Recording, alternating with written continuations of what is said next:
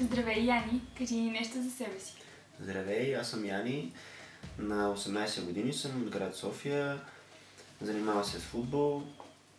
На колко години беше, когато за първи път стъпи на терена? На 7. А кое запали любовта ти към футбол? Още от малък гледам футболни мачове и много ми хареса играта и като цяло и се запалих още от ранна детска възраст. А родителите ти подкрепят ли те в това, което правиш? Да, подкрепяме във всичко.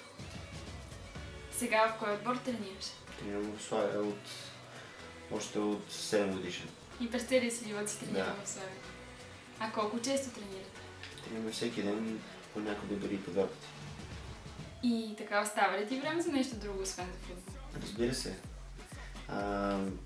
Трябва просто да си дисциплиниран и да си правиш програмата и винаги се намира време за всичко.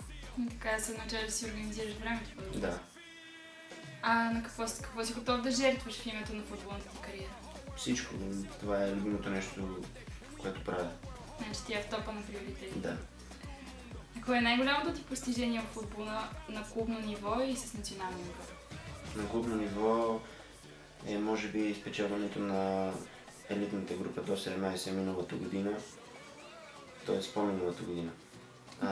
За национала е може би това, че ме викат в гарнитурите.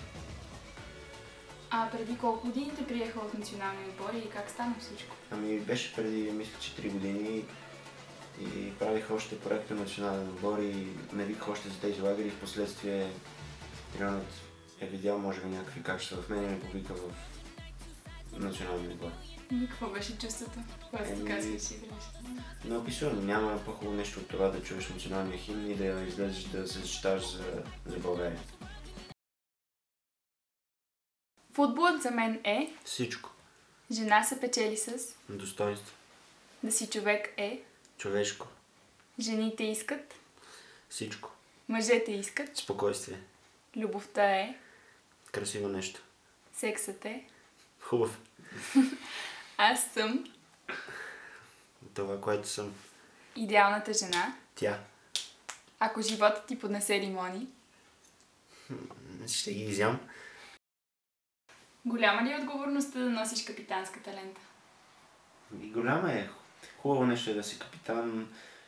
Това означава, че носиш отговорност и трябва да водиш отбора към победата. И така всички разчитат на теб. Да. На каква позиция играеш? Полузащитник. Как се справиш с напрежението преди важен матч? Зависимост от матча, зависимост какъв съперник играеме, не бих казал, че има напрежение, има тръпка. Смятам, че това е най-важното. Това е да си футболист, да имаш тръпка, да излезеш да играеш. Кои са най-важните качества, които трябва да притежава един полузащитник? Ролята на полузащитника според мен е много важна в съвременния футбол. Той трябва да е връзката между нападението и защитата, трябва да е много техничен, да има поглед върху играта и също така да е издръжлив, защото на тази позиция много се тича. А ти смяташ ли, че притежаваш тези качества? Смятам, че ги притежавам, но има какво още да се желае. А суеверен ли си? До някаква степен бих казал да. Имаш ли някакви ритуали, които изпълняваш преди матча? Имам, но ще ги запазя в тайна. За кого беше на световното? За Португалия. А според теб защо Бразилия падна с толкова голяма разлика? Първото, което бяха без Неймар и Тиаго Силва, смятам, че те са много важни фигури за Бразилия. Второто е, че бразилците играха без никаква тактическа дисциплина и третото е, че Германия просто са много силен отбор. А може ли един футболист да поведе целият отбор и всъщност отбора да спечели заради само един играч? Може, но те са само няколко в света. Като например? Като например Лионел Меси, Роналдо. Доволен ли си от условията, които ти предоставя Славия за трениране? Да, мисля, че са достатъчни, но винаги може повече.